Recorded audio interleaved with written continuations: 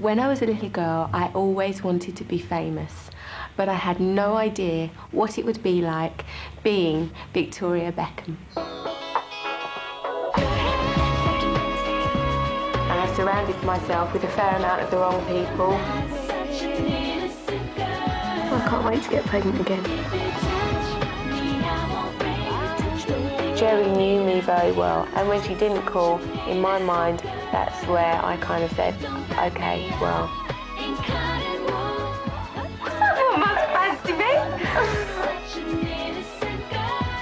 She rocked my world anyway.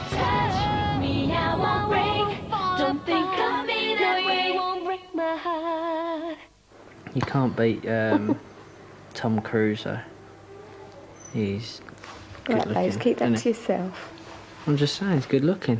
He's better looking with his skinhead. He was good looking anyway, though. No, I was never really mad on that hair. Angelina Jolie's really pretty. She's alright. Oh, she's nice, actually. Really nice. Yeah, she's very pretty. She is really pretty. Oh, could have just said she's alright. Well, if we're going down that Julia Roberts. He likes Julia Roberts. He got stuck with poor old Posh. I know.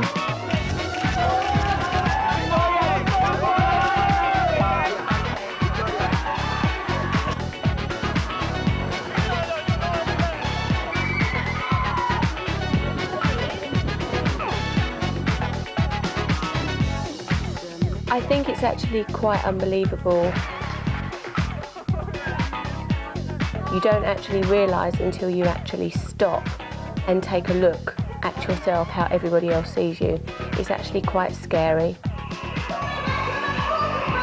God, it must be so hard for her. So hard, because obviously the weight problems, the pictures in the papers, Like a photographer down there. the headlines.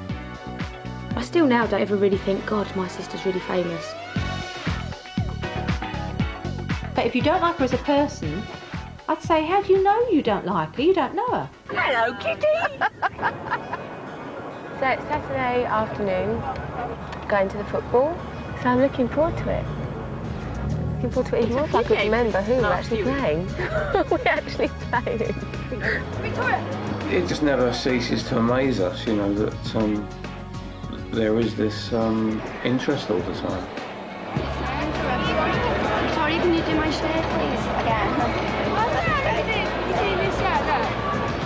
The last 6 months have been really, really bizarre. It's been hectic, a complete roller coaster ride of emotions.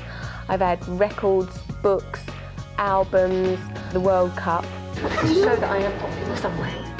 I can't even begin to describe how it's been. It's been an unforgettable 6 months, to say the least. She's criticised constantly. I think she's criticised more than any other female in the country. You can never imagine that your child's going to become famous. I mean, okay, she wanted to go into show business, but you certainly don't expect fame. Well, not the way it's come anyway. Victoria's got these two personalities, the one in the media where people see it and some people don't like it, but some people do.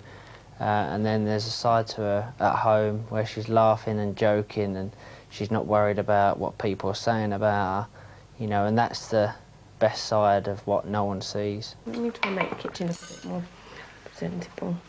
Get this on camera because I've never seen it before. What, the clearing up? Yeah. Do clear up. She does a lot of cleaning. Yeah, She doesn't. She doesn't. You should just get a shot of David's mum. What She is it doesn't. with you lot? She What doesn't. is it? She doesn't. What is it with all of you? You don't know. Look, cleaning. People say, why do I still do what I do with the success of the Spice Girls, David, Brooklyn, the money, the fame? Why do I keep doing it? And it's because it's in my blood and I love what I do. I have to perform. She's very, very energetic. She always liked music. One of her first records that she always used to dance to was Stevie Wonder, Sir Duke. Yeah, she just instantly recognised it as soon as it came on the radio with, you know, just the introduction to it. The earliest memories are probably me and her dancing together and things like that. And she always had to be the main part, and I was always in the background dancing. She was always dancing and went to dancing classes. First time, I think, at about 3½.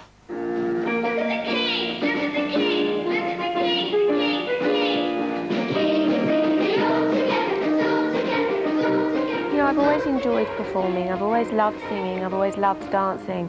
And this was the one thing that I could do that would make people watch me and pay attention to me. My mum was a big Barry Manilow fan. You know I can't smile without you. I remember sitting at Blenheim Palace, sitting in a pile of sheep shit, watching bloody Barry Manilow in the pissing down rain. Finding it hard to do anything you see. She said, I'm going to be up there one day doing that. Barry Manilow was definitely my inspiration. I wish it had been someone a bit cooler, but it wasn't until I saw Fame that I thought, that is it, that is what I want to do.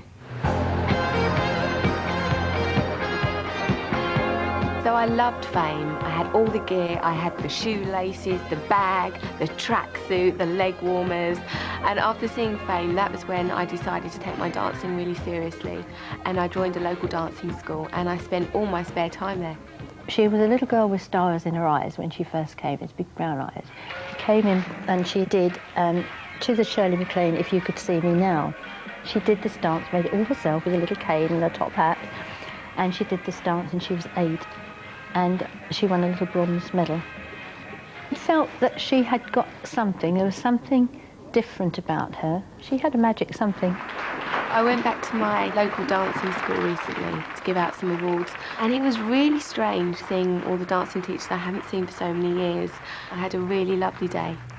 During her years with us, Victoria was always ambitious and worked really, really hard, as you will see, because her name appears on several of the wonderful trophies that she's going to present for us.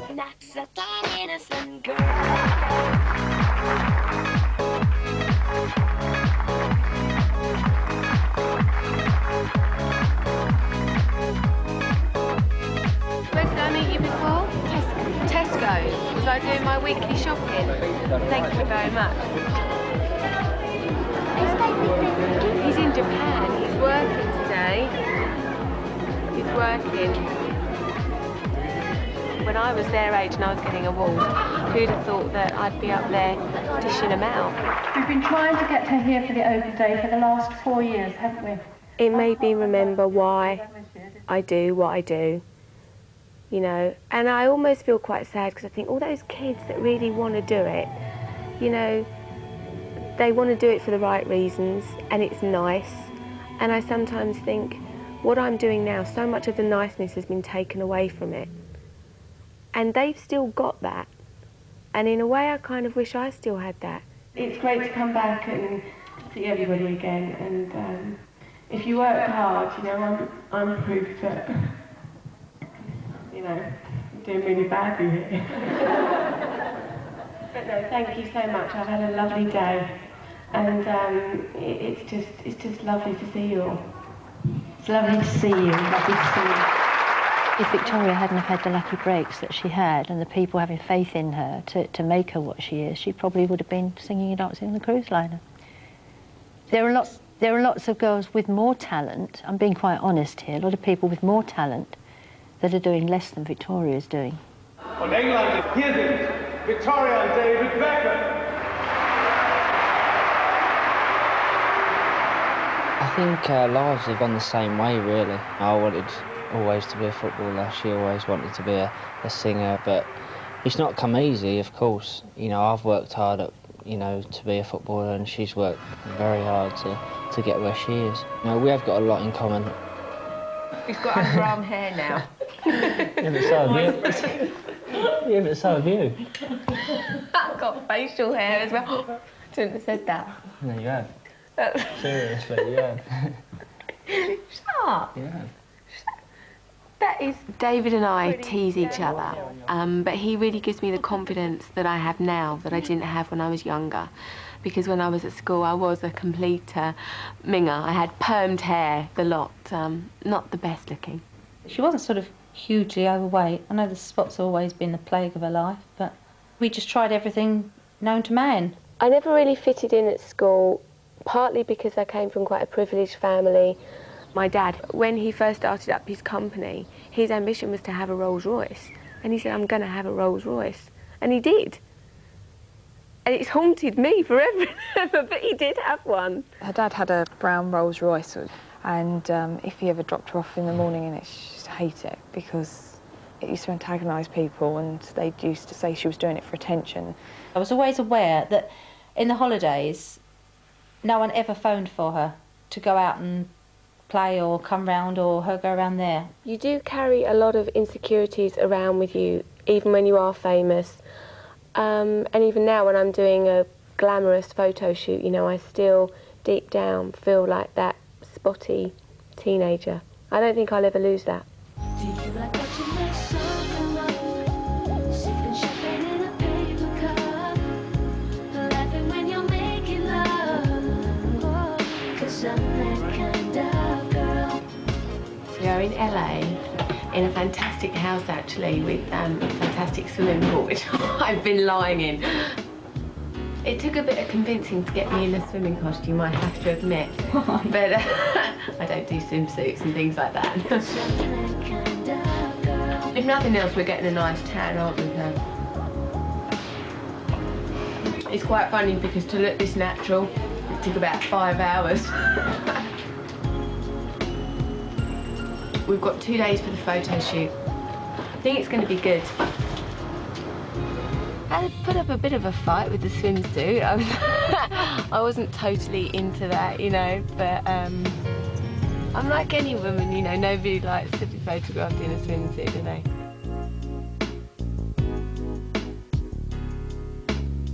I first remember starting to get very self-conscious about the way that I look and my figure when I was 16 and I went to Lane's dancing school. Don't look so serious. If you're going into the specific field where your physique is of importance, then we have to bring it to your attention. They do weigh you. They do make you very conscious of your weight. And as much as part of me would actually sit here and say, that's terrible because you are making people have eating disorders, one side of me says that, but the other side of me says, yes, but to be a dancer, you do have to be small.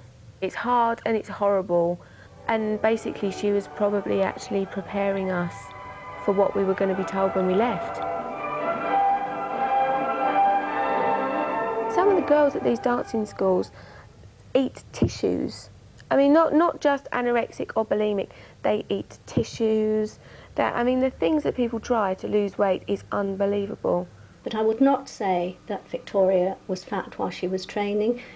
She probably did, during some of her time here, possibly need to lose some pounds, as most of them do. And that's where the insecurities that were going to follow me for the rest of my life started, about my weight.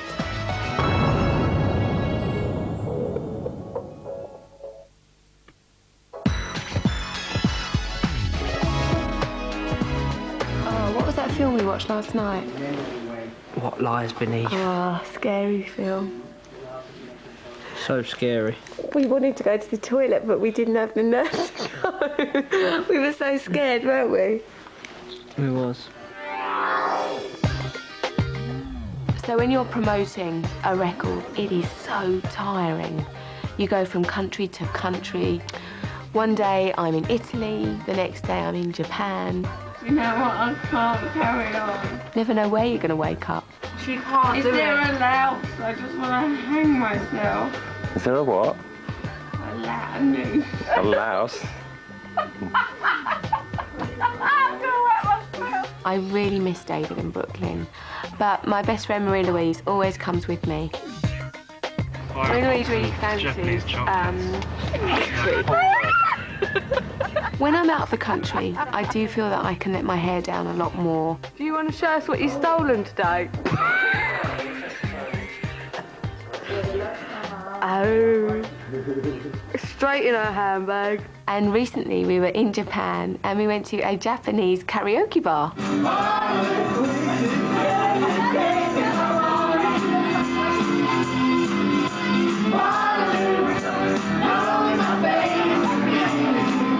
I could never, ever do that in this country. Thank you very much. I need somebody with a human touch. There'd be someone taking a picture and selling the picture to a newspaper, and then it becomes a whole big issue.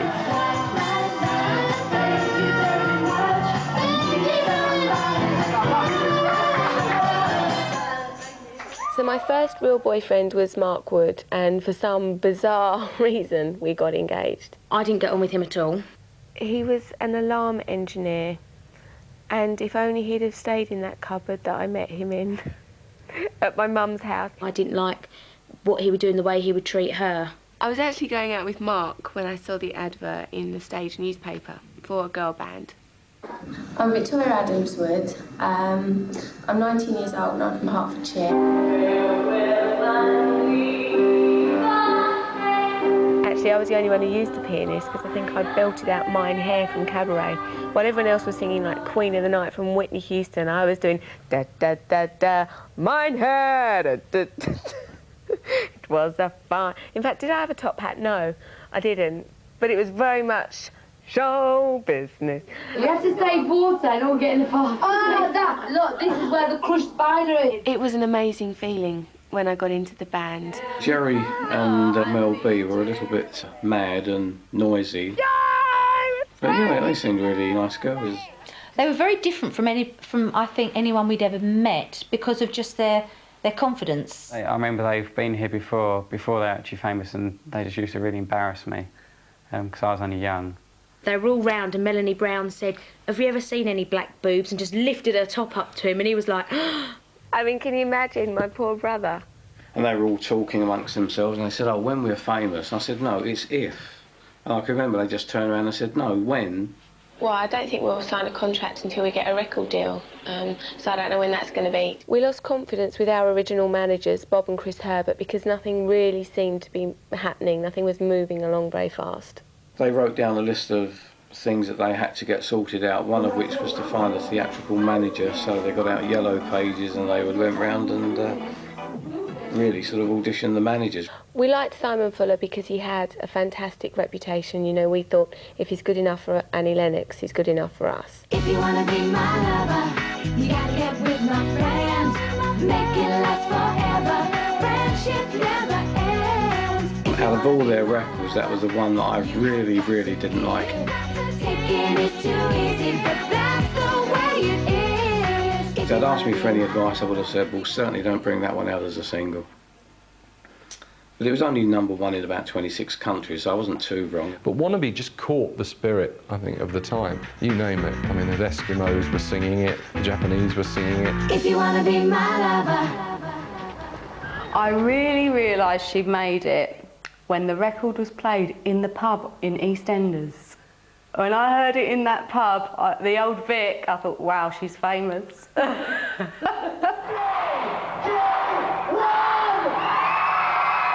We didn't realise, I don't think, until we were actually on that podium, turning on the lights, and you see thousands and thousands of people. I mean, literally, as far as we could see, there were fans screaming. And you get up there and you think, my goodness, this is amazing. On one occasion, on a Sunday morning, we woke up. I'm not really sure what was happening, but there was about 50-odd photographers and journalists outside, and when that happened, we thought, God, you know, what have we let ourselves in for? I'd actually lived quite a sheltered life, really. So when I actually read this thing about that Mark Wood had sold about me, I mean, I was very embarrassed. So when my dad opens a newspaper and sees we had sex on a fast-speeding train, and I wouldn't even mind, but it didn't even happen. Do you know what I mean? I was just very embarrassed. Most people have a price, which is a bit sad, really. I've never actually seen the show, so I really don't know what to expect. No, this is not the American show. I did wonder what I was going to have to admit to. How someone lives that life in a total shell that's glass.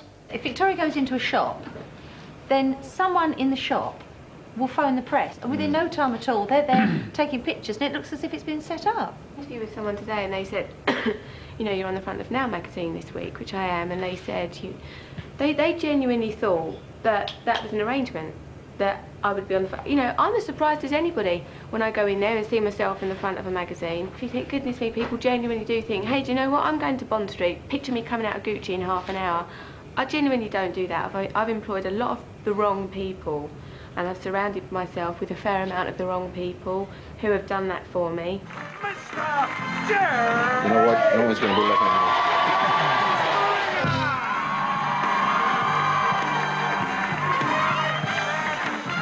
When was the last time you went on a bus? 3 days ago.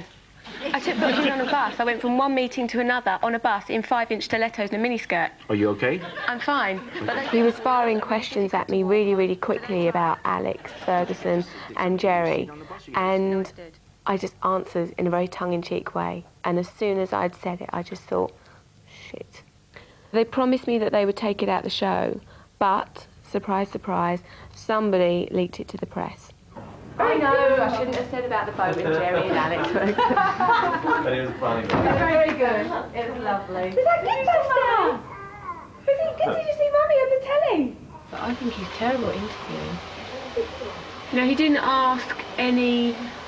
I just didn't feel that he got anything out of me, really. You know, most of the time I was being so diplomatic where he was just trying to catch me out through the whole thing. And trying to look down my top as well. Giving you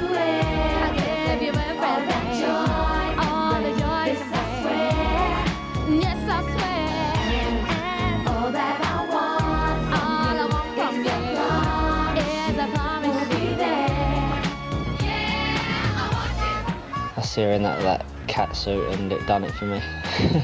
That was it, I was gone completely. So I think it was the hair that done it for me at first, you know, and the hair and the face, but then once I see the body, that was it. He reckons he knew before he met her. He reckons he saw the Say You'll Be There video and knew he could love her. He just had to find her. I'll give you everything on this, I swear. Just promise you'll always be there. I do believe in love at first sight, and I did know from the first time that I met him that I was going to end up with him. They weren't allowed to be seen together. We had to do like a Mission Impossible thing. And he had to drive to the Little Chef. I'd pick Victoria up in my car. We had to go to Little Chef. He'd have to park his car there and we'd sneak him in the boot with a blanket over, past the press outside the house, right outside the back door gate, and he'd have to run out in so he wasn't photographed. I didn't kiss her the first couple of times. I think she was hoping for a kiss the first day I came down on the Sunday, actually, but she didn't get one. She didn't get one. He didn't even try and kiss me. She didn't even get a peck on the cheek, actually. I can't remember how many times I saw him before he kissed me. Quite a long time. Double acts have always had a certain fascination, that they were both famous in their own right, but when they came together it went poof, and they became 20 times as famous, you know, as a couple.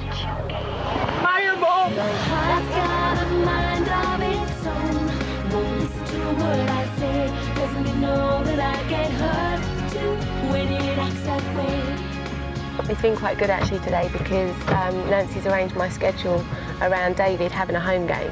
So I get to spend more time with David, which is good.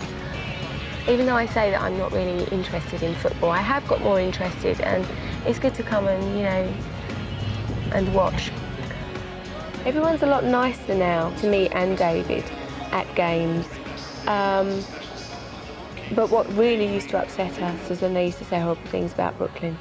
In the European Championships for England, we'd just lost 3-2 to Portugal, and some so-called England fans were shouting things, saying things about Brooklyn, and I flipped. And they said, I hope your kid dies of cancer or something. So to say something like that is pretty hard. Now, everybody's forgotten about that because he's a hero. Beckham. Darling of his country and darling of his club, David Beckham's win. You did well today, didn't you? I was only on 10 minutes. No, but you still did well. You didn't watch it.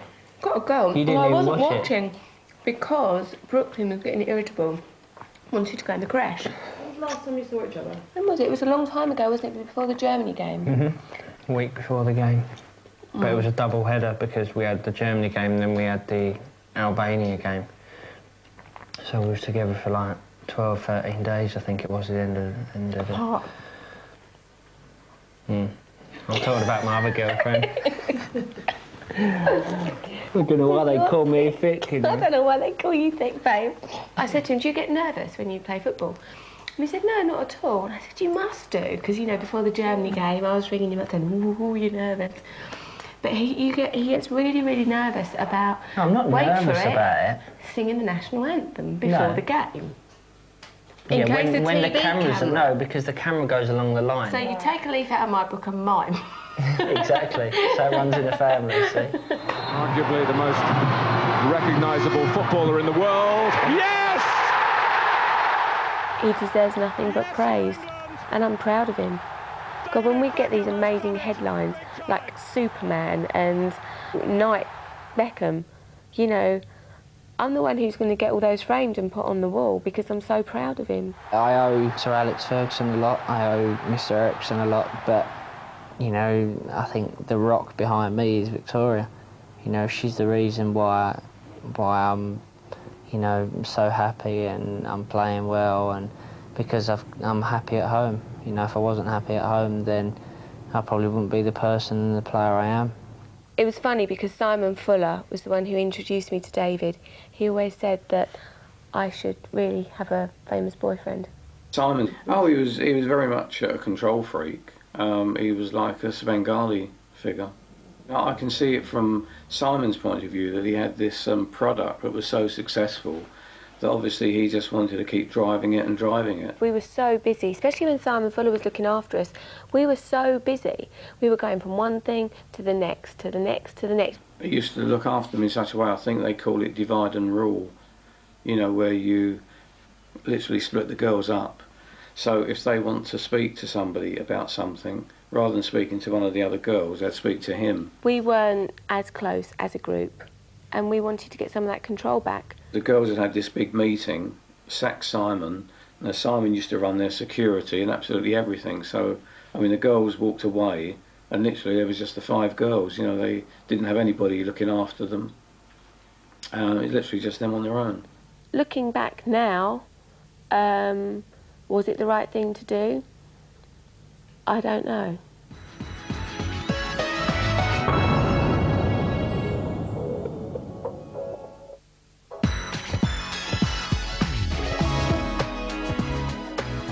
I just love being pregnant. I just love being told that you're pregnant. But the papers first, normally. No, it's the best feeling I've ever had. Worrying though, I was the whole time being pregnant. I think that you worry a lot of things so much. A lot of things went on. We were worried about things, but a lot of things went on when you was pregnant, didn't they? But it's fantastic. We got through it. And that giving birth, oh, I love it. It was People think I'm cesarean. mad, You I didn't just even love feel it. It's so exciting though, isn't it? And I got to hold him first as well. I was away so much that when I found out that I was pregnant, I could actually pinpoint when I'd seen David the last, and it was in Copenhagen.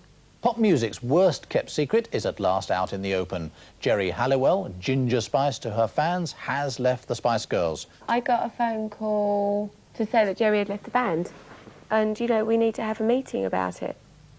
I said, you know, in actual fact, I can't have a meeting about it today. My sister's just had a baby. This is actually more important. I have to see my sister. And it was on a Wednesday, and they were supposed to be on the lottery that Wednesday evening. And I can remember the first thing that Victoria said to Louise when we got there. She said, get your ass out of bed, you've got ginger hair, you can go on stage with us tonight. I was very surprised. I mean, there was no big argument like everybody likes to think there was. She just obviously wanted out. I actually think that she probably regrets the timing. She doesn't know our children. You know, it must be very lonely for her. She must be very, very lonely. You know, and I think you kind of have to feel sorry for her for that. The Spice Girls are here to stay. There's absolutely no problems with the American tour. That is going ahead as planned.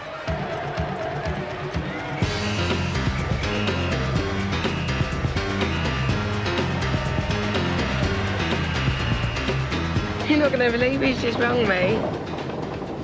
Your nan and granddad. She rang me up when I was away and she was in America. And I was on a coach full of, well, the rest of the players, and she told me that she was pregnant. And that was just, I think, well, I'll always remember that. Beckham's holding his head. I think a yellow card is going to be brandished here somewhere, and it's a red card for David Beckham. Just didn't realise the implications. When Victoria then thought, hello, he's on his way over here, that's great. I only realised how serious it was really when I saw the press.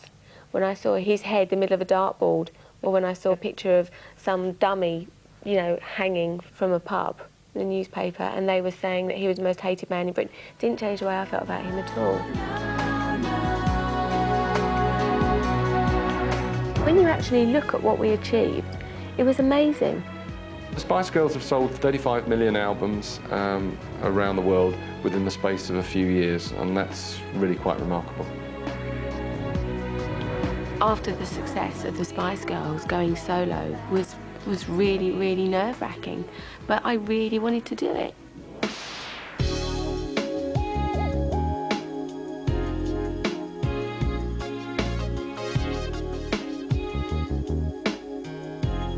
On this album, I worked with Soul Shock and Carlin, who are two American producers that have worked with Whitney Houston and Tony Braxton. So working with me was a real shock. They've come to film these big-time producers. Really? Yeah, so we should leave big time. Going from being in a band with 4 other strong personalities to all of a sudden finding yourself in LA with 2 producers who have worked with fantastic people that I've always admired from a really, really young age. Be on your own, you know, and singing in front of anybody is quite a daunting thing anyway. But she definitely had a little concern because we've been working with so many big vocalists, you know, that when she came in to sing the song, you know, she almost said like, hey, you know, I'm not Whitney. Yeah, shake face. And we said we are aware of that. See, they don't do bad, these producers. We tried to get more out of her, you know, we really tried to make her sing those high notes and stuff, because the songs were maybe more R&B, and we wanted to get some of that vibe in there. But she pulled it off, though, definitely. It's so strange, because I'm only just starting to kind of see what I've been working on for the last 2 years. It's only now that you can really see where all the hard work's gone. Don't wrap me up in cotton wool, upon a pedestal. I'm such an innocent girl. If you touch me now, I'll break. Don't think of me that way. You won't break my heart.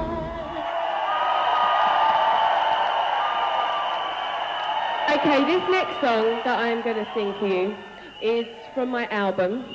This song is called I Owe You, and I wrote it for David. And I hope you like it. Love is such a precious gift. One thing in my life I know is true. I owe you. I wrote I Owe You for David because he completely inspired me when I wrote the whole album.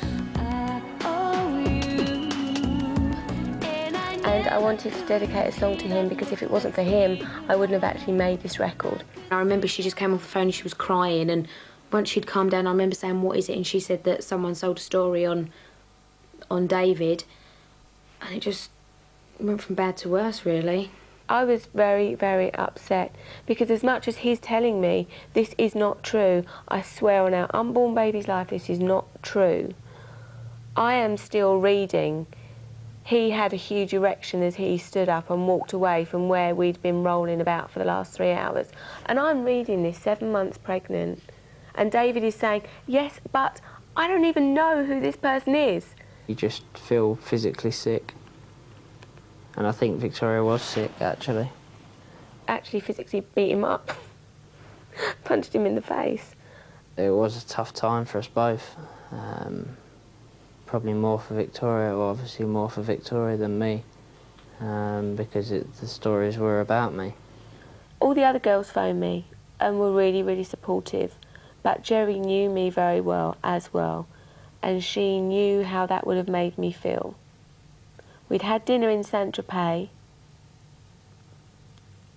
so it wasn't as if I hadn't spoken to her for a long time. And I was very, very surprised that she didn't call. And when she didn't call, in my mind, that's where I kind of said, okay, well, that's that, you know, because I would have called her. But, you know, it's, as I said, you know, we've come over different hurdles in our relationship, and that was just one of them, you know. And finally, Victoria Adams, better known as Posh Spice, has had a 7-pound baby boy in London tonight. He's being called Brooklyn Joseph Beckham. It was, said an obviously elated new father, David Beckham, the most amazing, if one of the scariest moments of his life. The birth of baby son Brooklyn Joseph Beckham. David was awful. I remember he was choosing his outfit, what outfit he was going to wear, you know, when he went out to the press. And then you asked me to do your hair before you went outside. Cut. Can you believe it? He said, does my hair look okay? Very well, she's set up, she's drinking champagne, she's very well. When you go into the operating theatre, you have to wear the doctor's outfit. And my mum looked like my mum. Her hair was everywhere. She had this blue thing on. Where David's hair was all done, he had the blue outfit on and matching trainers. I don't think you can compare scoring a goal with, you know, having a baby. You know, it just doesn't come anywhere near. For as far as you could see, outside the Portland Hospital were fans, TV crews, newspapers. I mean, it was unbelievable. There was a big banner in a shop 5 minutes down the road from the hospital saying, Brooklyn this way, and an arrow pointing to the hospital. And I actually got quite paranoid seeing all this because I'm thinking, my goodness, you know, what if something happens? What if someone tries to get in? So that night, David came down after he'd had a game, and we put Brooklyn in, I call it a fish tank, you know, the little kind of things that they have to sleep in. Put him in the fish tank, and I made David sleep on the floor with his head against the door, so if anyone came in, they had to get past him first. You think, is there nothing else going on in the world? That is actually the upsetting thing. Yes. When I know what you were gonna say. not that long ago, Victoria was on the front page for doing something ridiculous. And on page 5, there were 2 trains had gone like that. Loads of people had died. Where there was another one where it was Victoria on the front, and page 13 or something, it was a little girl that had been killed by her father. That's right. And Victoria, and why? I mean, I know all these stories are in the papers, that we've bought this and we've bought that, and we've spent so much money on jewellery and cars. People pick up the newspapers and believe that. But 99% of it is totally not true. Totally not true. And I'm so aware of what people think when they pick that up and see that. And they've got mortgages to pay and this to pay. And I can realise, yeah, that would piss people off. Pisses me off. And it's about me. But that is out of control. I cannot control what is happening in the media. I knew when I was promoting Not Such an Innocent Girl that I was going to get a lot of media attention. But I can honestly say that none of it was about the music. I actually find it quite amazing that people can say and write things that are total bullshit. I have never ever said I wanted David to leave Manchester United, ever. We did have a bit of a trauma today. The choreographer Paulette walks in and she says, who's got the girls' costumes? So I said, what do you mean where the girls' clothes? The girls have all got their own clothes. No, they haven't. So I ring up the other stylist and I say, where are the girls' clothes for the roadshow today? Oh, they're here with me. Where are you? London. We're going on in an hour and the girls have no costumes, so thank God for Henny's, because we sent the choreographer to Henny's. It was like about 50 quid to style and sort of like get black combats, black tops, headscarves, accessories.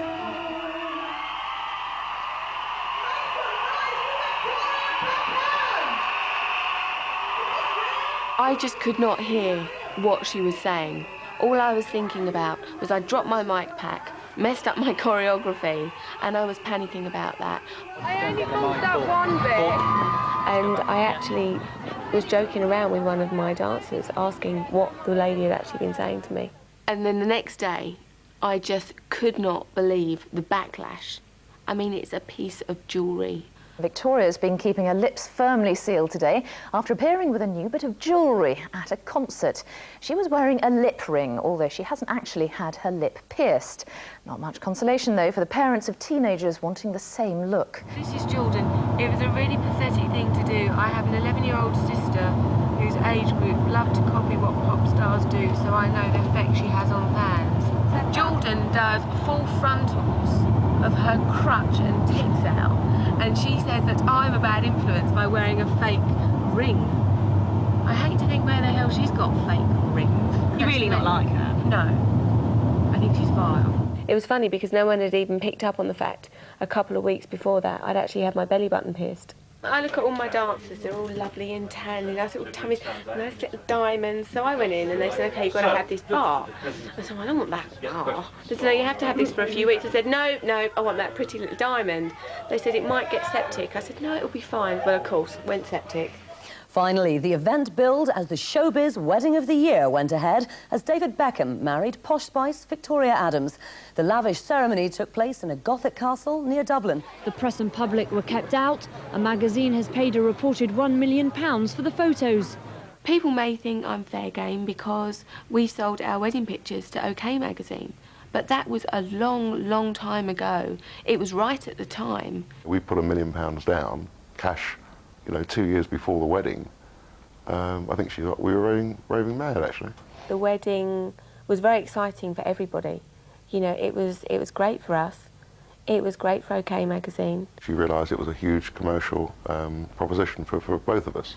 We didn't earn out of it, we just, you know, spent the whole money on the wedding. I'd seen an episode of Friends where they were getting married and the church they were going to get married in was being knocked down. So they basically covered the whole of the interior of this church in fairy candles.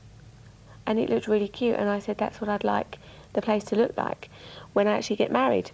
It took 10 months to organise, and when we arrived at the castle, we arrived 10 days before.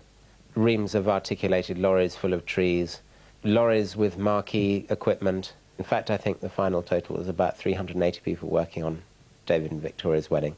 When we were actually flying to Ireland, we all got on the plane, and Victoria's wedding dress was in a massive, I think it was in 2 big boxes. So we had to try and push it onto this private plane. It just physically wouldn't fit through the doors, so we had to sort of take it out of the box. We had the dress piled on top of us, and then David was at the front. We were all saying to him, don't look round, you know, because he wasn't allowed to see the dress. I wasn't nervous at all. I don't understand why people get nervous at weddings. I wasn't nervous as Gary was. Gary was so nervous. I walked into his bedroom and he stood there with a deodorant can practicing. I didn't actually plan on the wedding being as big as it actually ended up. I mean, I think that everything and everyone did get very carried away, and you get to the stage where you think, sod it, it's my wedding day, and I'm going to do what I'm going to do. I can see it now so clearly because it's just like a picture on David's face. He was like, wow. I mean, tears in his eyes, wow, kind of thing. When she walked through the archway, it was just amazing. I mean, I felt pretty much the same. You know, it was when I saw him standing there, I mean, I couldn't wait to marry him. I couldn't wait to say, yes, I do, and I'm married. I knew it was right from the first moment I met her, but I think it just topped it all off when she walked through. If he was to leave me or anything like that, I would die of a broken heart. I would.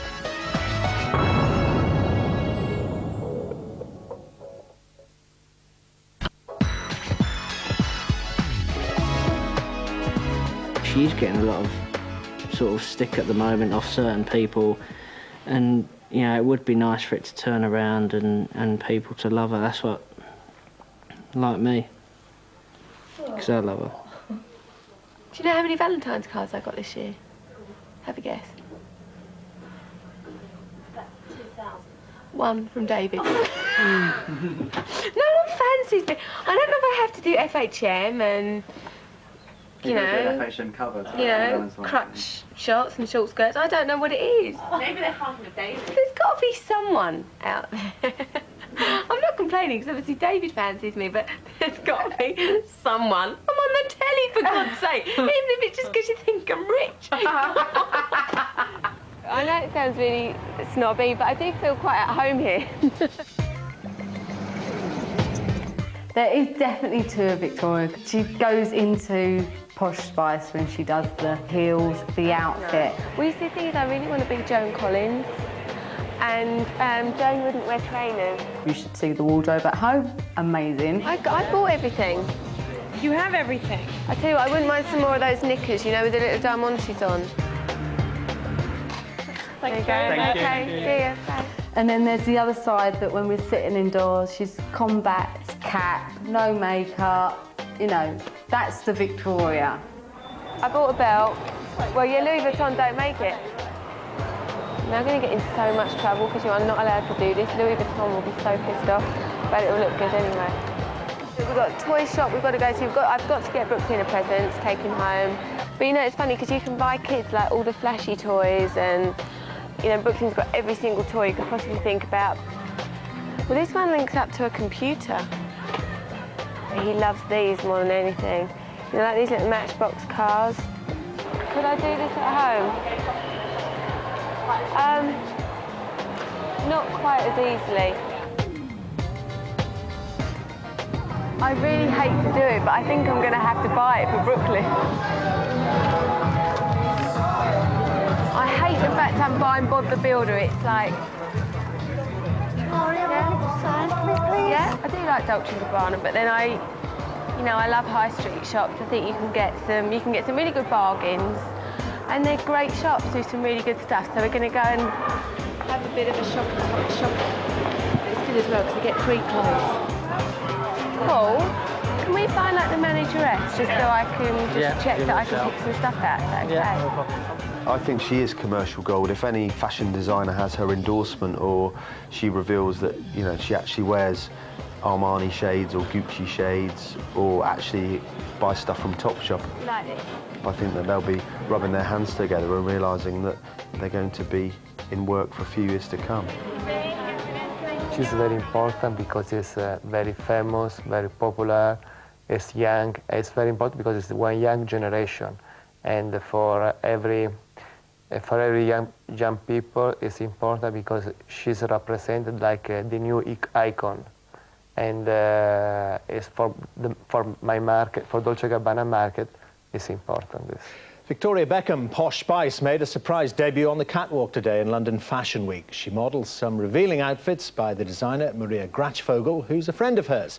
Maria was very, very sweet. She'd done me a lot of favours, and this was a bit of a kind of payback, you know, I was doing her a favour. And then I put on the hot pants and the little polo neck top, and I walked down there and I stood there and they're all taking pictures, and then I thought, shit, I've got to turn round. And I had hot pants on that were going right up my bum.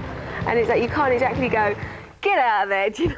I was so embarrassed. I've seen plenty skinnier people than Victoria, and she's very tiny, she's very petite.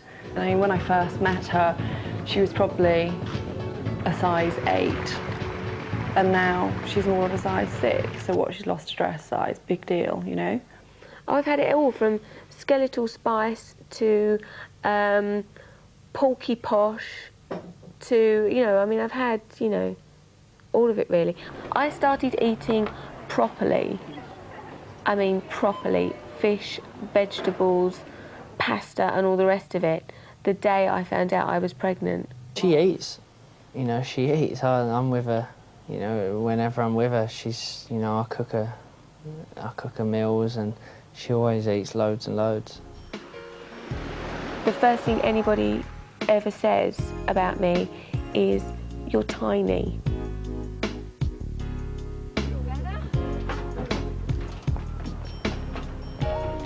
People watch to see what I eat. I go to restaurants and people wait to see what I eat. I go shopping and people want to see what I'm buying.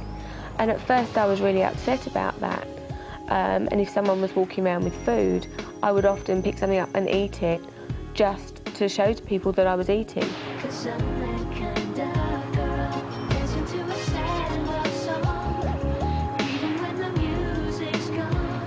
I don't want to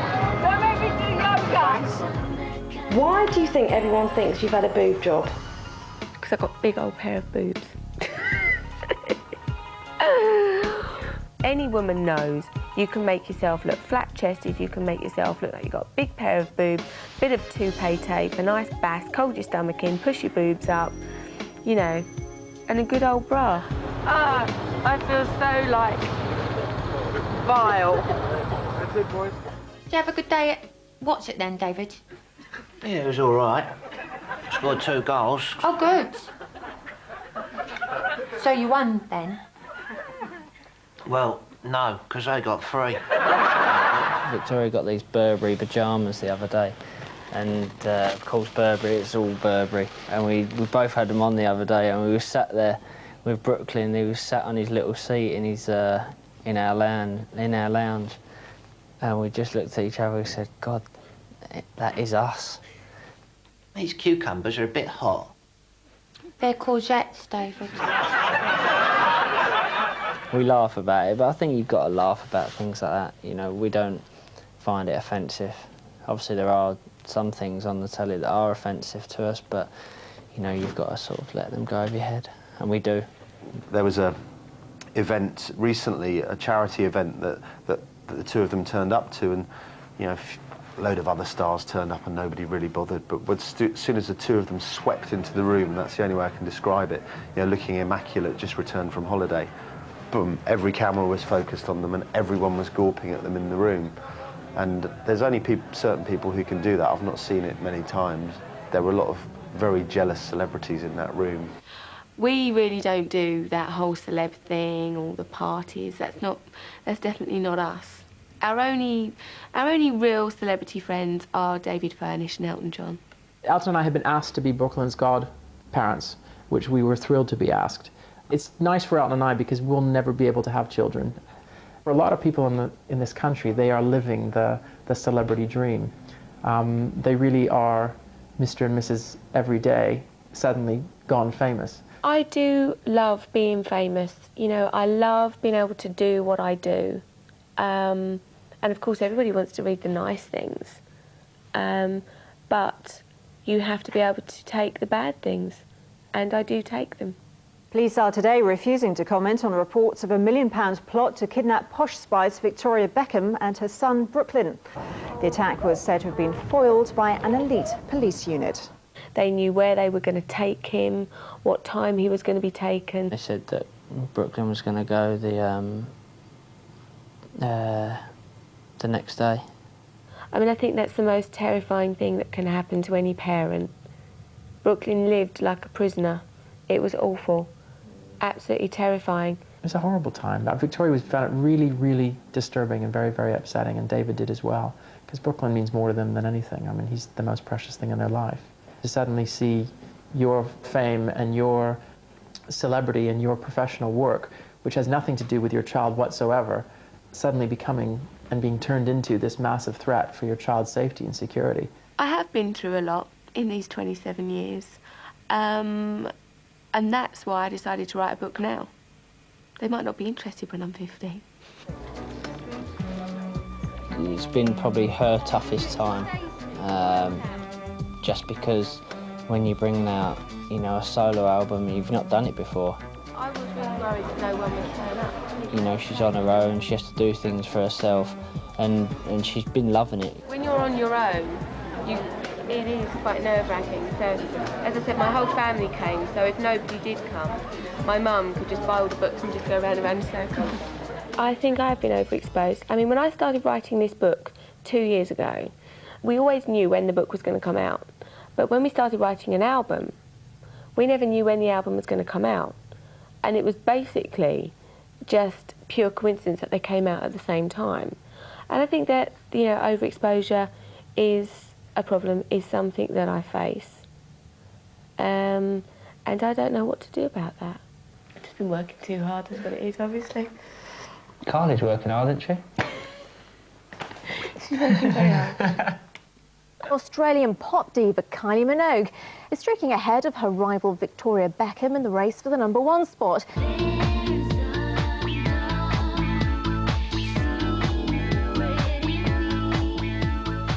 When I first heard that record, if I'm being totally honest, I didn't like it. And I'm being completely honest. I mean, the Kylie record is a fantastic record and probably almost the best thing she's ever put out in her career. I'm quite an old-fashioned type songwriter. I like a song that has lyrics, that has a good melody. Now, I can't dispute that it has a very catchy melody, but I like a song that has a bit of emotion. And I have to say that last year, when I brought out a dance record and I had effects on my voice, like she has on her voice, I am still getting a caning for it now. Do you think you are telling me I've gone too far? You must be out of your mind. Telling your friends I was thugging you, that you weren't playing true. Slipping out of your mind. She did that one single first, the Dane Barrett single, the True Steps single, and it was really clever because it took a very hip garage outfit and it was much cooler than anything any of the other Spice Girls had done. But it didn't reach #1. She's still the only Spice Girl not to have a #1 record, which must gall. Well, with the first single, we were disappointed that it didn't get to #1. It doesn't always work that way, and that's why I was trying to explain to the artists. You have to be realistic. And it's all down to preconceptions. How can I expect to have a huge record when it's my first record? Kylie Minogue has had lots of albums out, and now is her turn. And I look at everything she's achieved and I think, wow.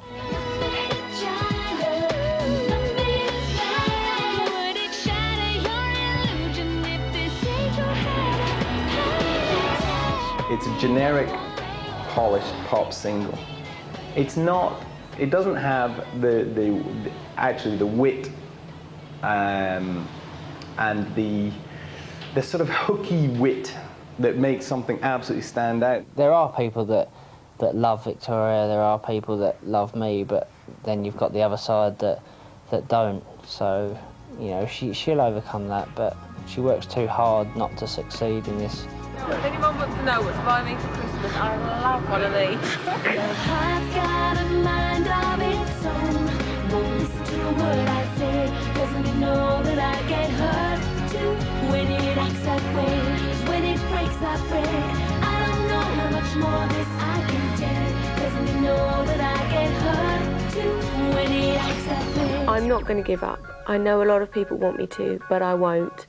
I never have done. I am very, very determined. I love what I do, and believe you me, I will work my backside off, but I will not give up.